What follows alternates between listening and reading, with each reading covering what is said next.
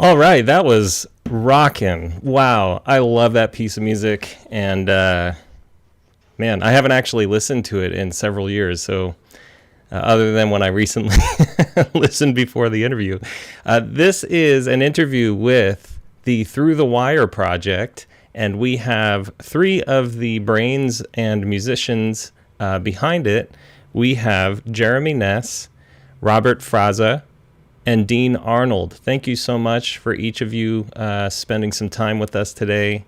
And I just want to encourage people who are watching the stream, please ask questions. That's why we're here. That's why we're doing a live stream. If you hear something you like, let us know. If you have questions about something you hear, let us know. We are excited to have a discussion that's lively and inclusive. So, again, thank you everyone for making the time. Dean, why don't you kick it off? Tell us a little about yourself. You're going to start with the wild card, are you? Yeah, exactly. I know Jeremy, but I don't know Robert or Dean very much. Well, your first rule for the next 28 minutes or so is if you ask me an open-ended question, I will babble. So about myself, the short version is I'm a musician, but I'm also a sculptor. I'm an artist. I'm most well known for pumpkin carving.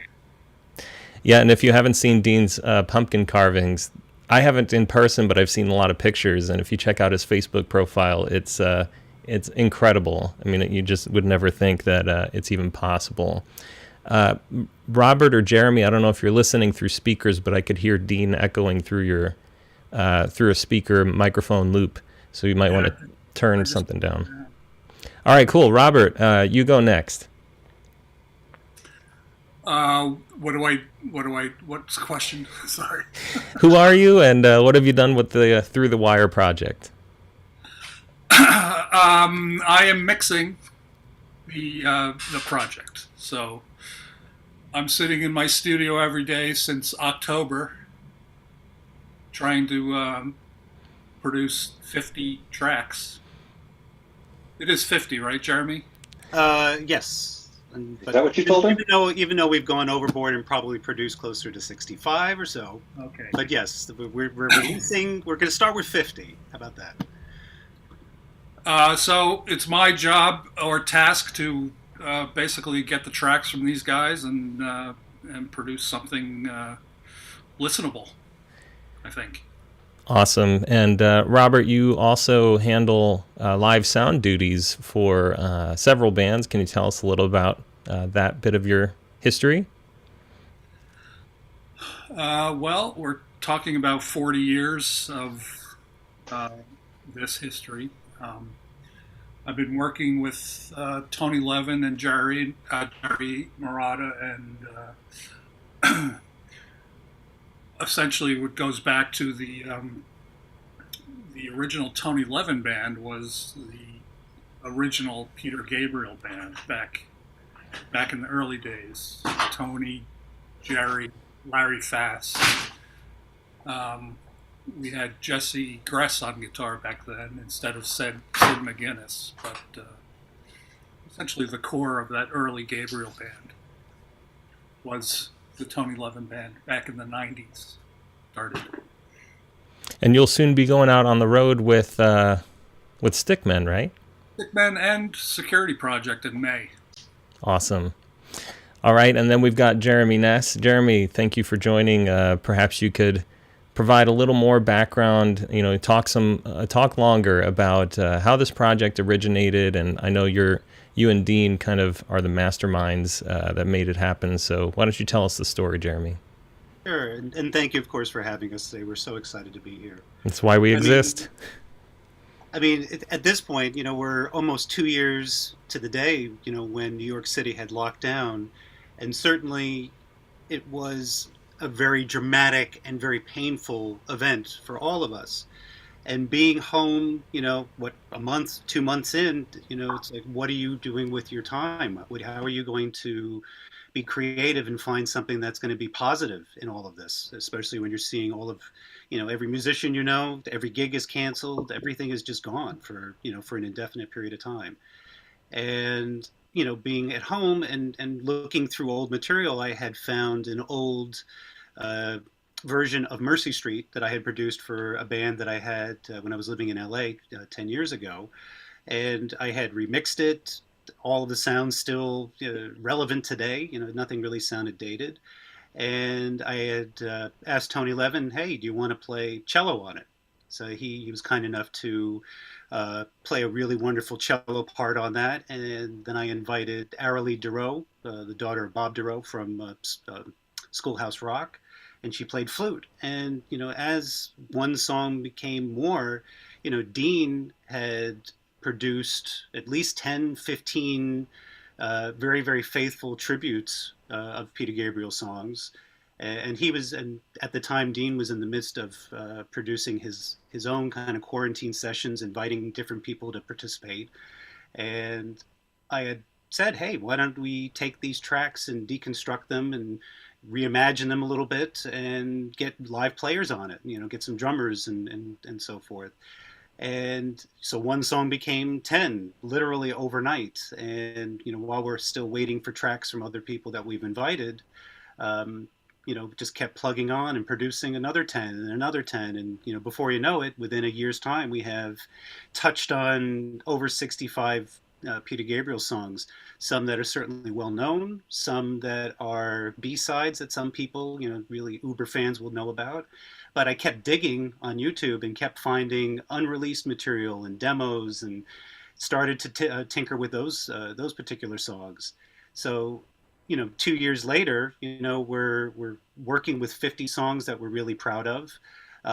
Robert isn't just simply mixing, he's really offering up his opinion and his technical know-how, and really adding, some magic, his dust on a lot of different things. With each passing mix, I hear something, that's completely different, than what I had originally had imagined. So it's been a real wonderful collaborative experience, even just amongst the three of us. But on the broader scheme of things, with all the people who have, donated their time and were, looking for something fun to do during the pandemic, asking one person who said yes, and they were a notable person, and went on to another person, and the list just kept growing. So we have contributions from over 150 musicians, spanning 5 continents, all who share a deep love and respect for Peter Gabriel. So that's really kind of the how all of this kind of came together. So the question remains: is Peter aware of this project, and have you heard anything from him? Has he responded to the music? We'd love to hear anything that he has to say. Well, certainly I not. don't know. What do you think? Certainly not from Peter Gabriel directly, but I've been in touch with Real World, the publishing company, and a number of contributors have connections to Real World, whether they be on the label or whatnot. And so I know somehow, in some form or another, this has definitely, crossed his path, and I'm sure he's aware of it. Awesome. Yeah, and I love how inclusive it is. There are so many notable contributors. There are so many unknowns. I feel very lucky to say that I don't know if I'll make the 60 cut, but my wife and I were able to do a cover, and that was a lot of fun. And I just can't wait to hear. I saw that you've got David Torn, you've got Stefan Thalen, Elliot Sharp, a whole bunch of really, musicians that I think those of us in the weird music circle are like, wow, that would be really cool to hear that person play on it. You've got Julie Slick, Paul Richards. I mean, the names, obviously you said you have 150 spanning 5 continents, but I'd love to hear a little more about maybe the selection of musicians and the process that you went through. I'm probably the least known of all the musicians involved in this. Well, it's easy to pillage your Facebook friends. I mean, that's definitely a good way to start. But once again, everybody was at home, so the majority, in all fairness, the majority of the people that I did ask to participate in some shape or form everybody was really eager to do it, and it made the process really, really easy to just hit somebody up who's never ever heard of me before, but certainly knows, Peter Gabriel's music. And the average response was, sure, I'd love to do something. What would you like me to do? So it really wasn't that difficult to get these people, involved. I mean, I feel like we're the lucky ones in certainly in many respects, because, being able to work with people collaborate with people who we certainly admire, tenfold. I mean, and to work with some friends, there's definitely people on the project that we're all very, very friendly with, who are even in Peter's band, so it's been very, if you don't mind me, Jeremy, you touched on something that I just want to draw more attention to for a second. As the notables were agreeing to do this, and we were starting to work with everybody, it's not just that they were generous with their time. There was no ego. I was prepared for there to be ego, and that there would be clashes here and there from song to song, contributor to contributor, that we'd have to find our depth, and that never happened. So for over 140 musicians, 150 musicians, all of whom are notable in one circle or another, it was here's my contribution. What more do you need from me? And by the way, if this doesn't work, I can give you something else. Or if it doesn't work and you want to take me out, that's okay too. That was just astounding to me. Yeah, that sounds pretty incredible. And I think it's a testament to the kinds of people that Peter played with and the kinds of people that we all connect with. I think we have a really generous and humble community, and I appreciate so much of people's just willingness to make music and to contribute to music, whether that means they're resting or playing, So Dean, could you tell us who played on I Don't Remember, and then set us up to listen to Curtains? Well, I don't remember. The lead singer is Jacko Jaksic from King Crimson. The drummer, Jerry Marotta. Elliot Sharp contributed some noise guitar stuff, which I did some editing before we passed it on to Fraza for mixing. And I got to tell you, just playing around with Elliot's noise tracks was illuminating. It was wonderful. We also have Christian Costatini he's a piano player from Italy, and Jeremy on an NS upright bass, which I thought was a Chapman stick. You tapped that, didn't you? Yep, I did. You tapped an upright. Well, it sounds awesome. Let's take a listen to Curtains.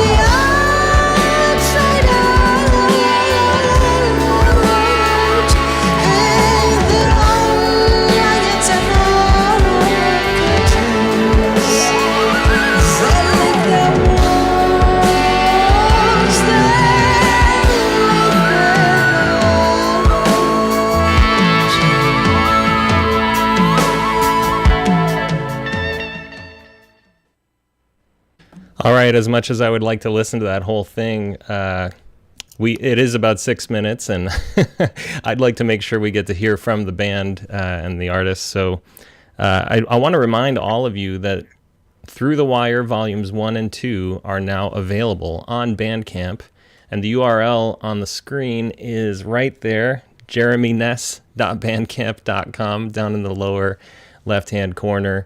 And the third volume is coming out April 1st. And Jeremy, you want to tell us a little about Volume 3? Volume 3. Yeah, we have, I mean, I posted about it on Twitter yesterday, but yeah, we have, I don't want to give away the songs, but, you know, Brian Cummins, David Sanctius, Jerry Murata, David Jameson, Adam Rubenstein, Angie Pollock, Will Hoyt. Holy crap. Hoyt, and a couple of wonderful NS cello and violinists, Karina Garrett and Christina Ruff. So we have and vocalist Celine Duterte, who is also on it as well. So lots of great stuff. Very excited about it. I feel that way about each edition. You know, there's each volume has something really special. Yeah, and I just want to remind everyone, these guys all did this. Everyone involved in this project, it's a labor of love. So please go to Bandcamp and purchase these, because so many of the musicians that are involved are so special, and I know that money came out of some pockets, you know, to make this happen. And I'd love if we could help reimburse and get them to at least break even, if not, you know, make some profit. So please go to Bandcamp, jeremynesse.bandcamp.com, and purchase these. And if you want to check them out, Bandcamp lets you stream. I know it is up to the artist, but Jeremy, are they able to stream the music before they purchase?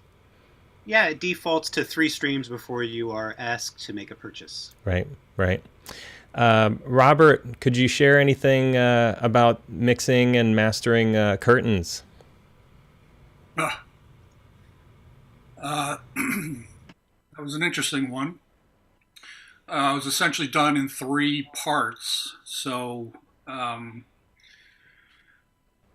hard thing was actually getting them to meld into each other in a nice way. So, you know, like the second part has a completely different drum sound than the third part. But great players. Where are they from, Jeremy? They're all from Indonesia, and it was led by David Bujana. Okay, I kind of made a point of not asking Jeremy who's actually playing on the material, unless of course I can figure it out from their playing. You know, obviously, I know Tony and Jerry's playing very well, so I can pick them out. But yeah, that one that was a lot of tracks and a lot of different instruments that I'm normally not used to mixing. The flutes and gongs. There were gongs and all kinds of really interesting. Also, the vocalist, her, you know, was definitely different. So it was. She didn't just have a pitch. I'm sorry. I hope you don't mind me. She didn't just have a wide pitch range from low to high. Yes. She had a wide dynamic range. It's like when she's singing low, she has full of frequencies, and then when she goes into the stratosphere, those frequencies are still there, but it has a different texture to it. Absolutely.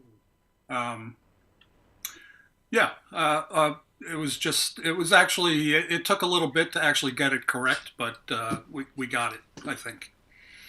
I mean, it's probably, for me, I tried really, really hard to, you know, when I was reaching out to people, I wanted to reach out to as many different people from as many different countries as possible, because it wouldn't be representative of Peter Gabriel's music. So try to be as inclusive as possible, to try to find as many interesting things to be able to pull into this. Yeah, that's actually an angle I'd like to hear more about. Peter has been such a vocal advocate for people in third world nations, women in abusive societal situations. I mean, so he's really been a champion for the less privileged here on Earth, and his WOMAD festival, has been going on 30 some years now, maybe 40 years. How much of this ethos did you pull into the process? Because obviously it's four American white dudes here on this live stream, talking about this project, but that's certainly not representative of the whole thing. We're still polling. Yeah, right. We're still polling. I mean, when I pose it against the pandemic, when people were actually home and present, it was easier to get people's attention. Granted, I don't have that many inroads into the far corners of the earth, but certain people would push me in a different direction or offer up referrals. So I mean, I did manage to get a wonderful duduk player, Arsen Petrosian, for example, from Armenia. And then with Sasha Pushkin, who we did Big Time with, he had a whole network of musicians all throughout Asia, including India. So it was just... And he used all of them. Yeah, right? And on another track, working with some folks in New Zealand, so trying to reach as many, different, and it wasn't so much, in the forethought of my mind of like, oh, it has to be gender-based or it has to be race-based or anything. It was just, trying to find different people with different cultural perspectives and had something interesting to say musically. Yeah, I love how Peter's music is often a canvas for such musical diversity, and it's almost like I don't know if you feel this way, any of you three guys, but I remember just waiting for the next Peter Gabriel album, like the next Apple event or something like that. It's like, oh my goodness, and waiting. Well, yeah, there was that too, but like well, you came along late in the game, Jeremy, relatively speaking. It's like if you were around in the 70s, the waiting was only about a year apart. Yeah. That snowball slowed over the decades. Yeah, it was after So, I think he slowed down. Correct? Yeah. Yeah. Because now we're coming up on what 20 years since Up. Yeah. Wow. I remember when that came out. So, we have a question from Sharon Baker. Will the project be ongoing, and are there any live versions on the horizon? Well, Dean and the three of us have another. We just got the masters for Volume 3, so we have 4 through 10 that we're still plugging away at. But the idea is to release 5 songs at that Bandcamp address each month through the end of the year. I do have plans of putting together a compilation CD at some point towards the end of the year. So that's upcoming as well. Unfortunately, nothing live unless, something comes together. But obviously live opportunities are very far in between at the moment. Let's see, 140 musicians, 5 continents. Let's put on a show. Well, maybe the Security Project will take 1 or 2 of these reimaginings and present them to the world. Robert, you might have some influence there. Kind of do it themselves. So Yeah, they do. So yeah, if you're not familiar with Security Project, Robert, you want to just tell the world a little about them? Security Project is Jerry Murata, Trey Gunn, Happy Rhodes, David Jameson, and Michael Kotze. All amazing musicians and playing the early Peter Gabriel music. Nothing beyond Security. And they do a great job at reimagining Peter. Just, it's in Jerry and Trey's DNA never to play it the same anyway. So, and I love the fact that Happy is the singer. It automatically puts it into a different realm. It's not a guy. It's not someone trying to sound like Peter. So For me, musically, it's fantastic. Yeah. We are touring in May, the Northeast. Securityproject.com, I think, is their website. We can look up the dates. Maybe Well, in various combinations, members of Security Project are involved in Through the Wire. Whether they take their reimaginings that they've collaborated with us and take them on the road, maybe. But there's some crossbreeding here. That changes on a daily basis. Yeah.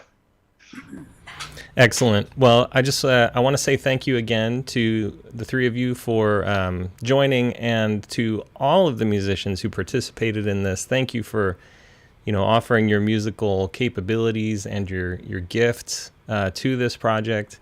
I can't wait to hear the whole thing. I'm just like anyone here, watching the live stream. I'm waiting for Volume 3 to come out, and I know it's going to be awesome, and I love hearing reimaginings of songs. It's great to just get taken out of your comfort zone a little bit. It's just something that I try to practice, and music, when it can do that, is really special. So thanks again, the three of you. We do have for those of you who have stuck around, we have a sneak preview of a song from Volume 3. We have Slow Marimbas. So I'm excited to play that as a world premiere here. So I hope you're all, please stick around through the end of the stream for that. Please check out jeremynesse.bandcamp.com. Again, it's in the lower left hand of your screen, and when we're listening to music, it'll be at the top.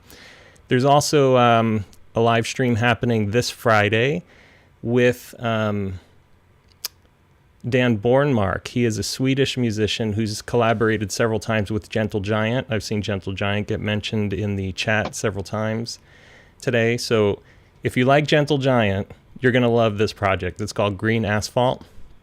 Oh, Dean's got the Blu-ray by his side. On top of that. Yeah, and Bandcamp Friday is the first Friday of each month. So when you go to buy Volume 3, you can wait until Bandcamp Friday to pick it up, and then the artists get 100% of the proceeds.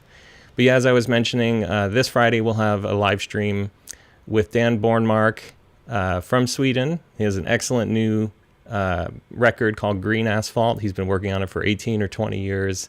It's finally finished. Carrie Manier and Mike Keneally have glowing praise about it. It's awesome. And we're going to be a distributor for the vinyl. There's a limited edition that I've got here in the studio that we'll be selling. And then the following Friday, we will have Sidney Jake, the masked dude who's been playing behind Toya and Robot. Freudian slip. Robert Fripp.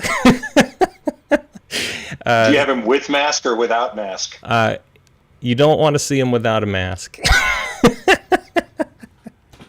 He's not ugly. He's a nice guy. He's a really great guy. It's just he's as surprising with the mask as he is without the mask. Nevertheless, it's just like Guy Fawkes, as far as I can tell. Yeah, exactly. So we'll have him the next Friday, and I'm going to get the live stream details out for that. And then one final plug. There's a join button down below this video if you're on YouTube, and that lets you join Club Weird. That's a $3 a month subscription where you can support the channel. It's cheap and it's easy, and all the stuff that I make for Make Weird Music behind the scenes goes up there. There's literally like 6 hours of unreleased content, including the full Tony Levin interviews with guys like Homer Flynn from The Residents, and the author of the new Residents book, Michael Manring, Paul Hansen, Leonardo Pavkovich.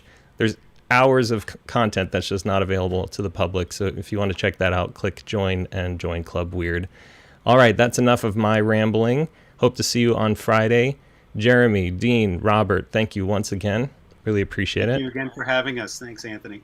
All right. Absolutely. Thank you. And let's check out Slow Marimbas from Volume 3.